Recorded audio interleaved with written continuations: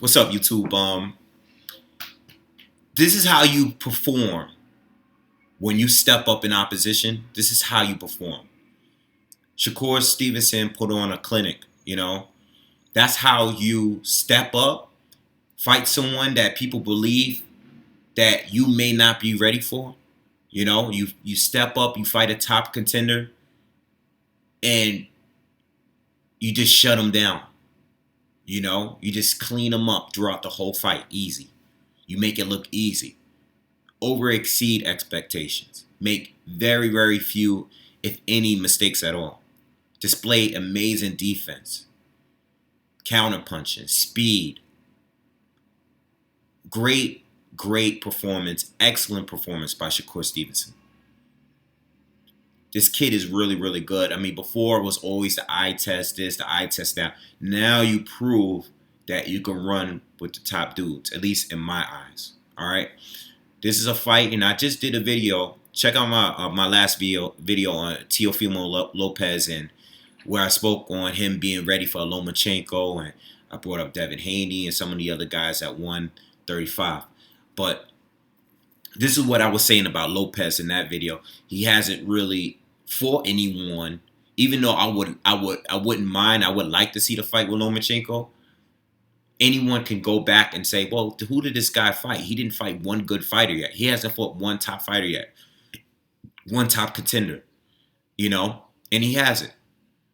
But Shakur Stevenson fought a dangerous fighter, a guy that has power, good boxing ability. Someone that's still fresh. Had one loss, but it was a tough loss. It was a tough fight. Close fight. Shakur went in there and made it look easy. That's what you're supposed to do.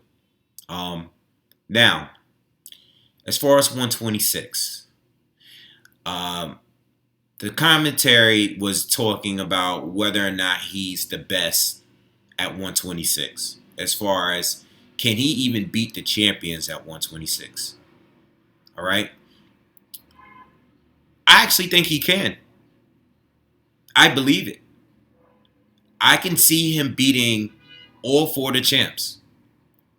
I think out of the four, I think Josh Warrington will probably be the most difficult. But I can see Shakur beating him too. I know that's saying a lot because he still hasn't fought nowhere near the amount of fighters that these guys have fought. But that Diaz fight showed me that he can, I believe Diaz would be a tough fight for any four of those guys. And I don't think any of those guys, whether it's Gary Russell, whether it's Valdez, whether it's Santa Cruz, whether it's Warrington, Frampton, I don't think any of those guys would have beaten Christopher Diaz anywhere near close that easy. Nowhere close. And I know styles make fights and everything like that. But Shakur is just a different level. Like, his defense is he's just far advanced. He fights like a mature, seasoned fighter. There's not too many guys that come out as prospects fighting this well. There are a lot of very, very good prospects out there, but Shakur fights like an elite fighter already. I can see him beating all of those guys. The only thing that he lacks is power. But outside of that, I think he's legit, and I think he'll beat anybody at 126. I think he'll beat Gary Russell. I think he'll beat Oscar Valdez. I think he's better than those guys already. Might sound crazy, but that's just the way I feel. That's the way I see it. He looks better than all four of those guys already. And some of the other guys that's at 126 that are top fighters, former champions, I think he beats them. I think he beats them right now. And, as long as he can stay at 126, because he has a height and a major reach advantage down at 126. Stay down there as long as you can. I think it'll be tough to fight all of those guys or try to unify. It's going to be tough. But I think at one point, see, the thing is with Oscar Valdez, I think Valdez fell off a little bit because he started becoming a brawler. You know, he's just been taking too many hits in his his recent fights. He hasn't looked that impressive to me.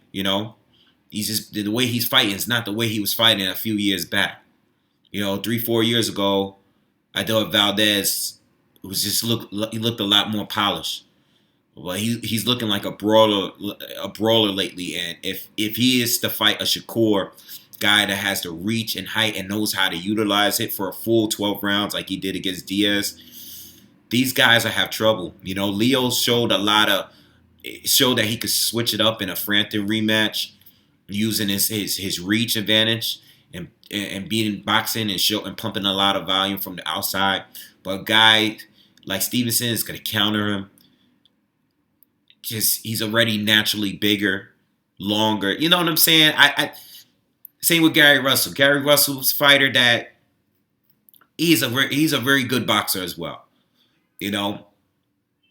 Got great hand speed, got power, but this guy Stevenson knows how to really. This is how you really use your height and length. He knows how to utilize that, and he can fight on the inside as well.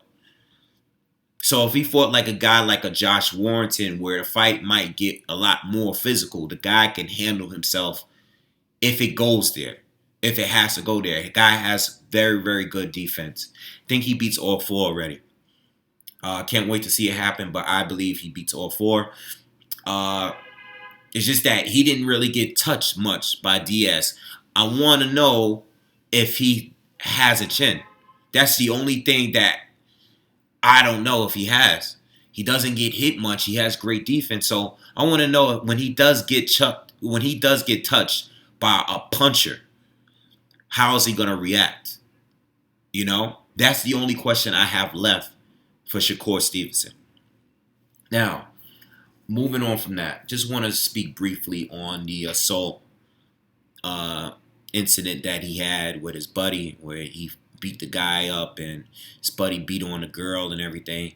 The video is disgusting, man. It's a really bad video. I mean, it really doesn't, for a celebrity, a guy like him, a guy that looks like, he's an angel, he's always smiling, looks like a really, really good kid. And I'm not saying he's not a good kid, but that video was bad. It was real bad. I'm not even going to try to defend it. No one should try to defend that. I know we don't see the full video. We don't know how it really started. But you defend yourself if you have to. But when you're straight beating down on a guy, and you even looked at one point, you got up and you looked like you spat on him, and you beating the guy while he's on the ground. Your boy is attacking the girl. The girl actually put up a good fight against his boy. And you're just with a guy that's actually attacking a woman like that. It's bad. And what Shakur needs to understand is that the more successful you become, especially when you're a celebrity, you got to understand all eyes is on you. Lawsuits will come. It's different when you do it. It's not the same. It's a different level of responsibility you need to have in life once you reach a certain celebrity status. You're getting paid now. You're signed with Top Rank. You're fighting on pay-per-views. You have to live a different lifestyle. I'm not going to get too much on any kid, anybody, not just him, just in general. But if it becomes a pattern, like if something like this happens again, especially something as bad as what I saw in that video, I'm going to really lose respect for this dude. I mean, I lost some. Definitely lost some for this kid. But I understand that not everybody's watching me. Not everybody's watching normal people that are doing wrong on a day-to-day basis. All eyes is on him. He is still young. People do make mistakes. So I'm forgiving for what he did in that video. But if it becomes a pattern, you become a guy like an Adrian Broner who's constantly getting into shit. You always into something. the excuses, oh, he's just young, he's a young kid that did. I can no longer make it for him because not everyone gets in that kind of trouble. You know, it can happen. You can learn from it. You can bounce back from it. You have to separate yourself from certain people once the older you get. It's just a part of life. Not even if you're a celebrity. That's just in general. You have to. If I hung around everybody that I always was friends with, I'll be putting myself in situations that I don't want to be in. You know, because if this is your friend, obviously that's his friend, and he's gonna defend his friend by any means necessary. But you have to let people go that's gonna put you into these situations. If they're gonna put you in those situations, like, you know what, I gotta move on from this person. It's gonna happen. You're gonna need to. All right. So with that, you know, it's really bad. It's disgusting. It was a horrible. It was bad, man. I lost a lot of respect for this kid. I definitely don't look at him the same way. But if this is like a one-shot thing and we don't see this kind of behavior like this again, then I can get over it and forgive him for that, because he is still young.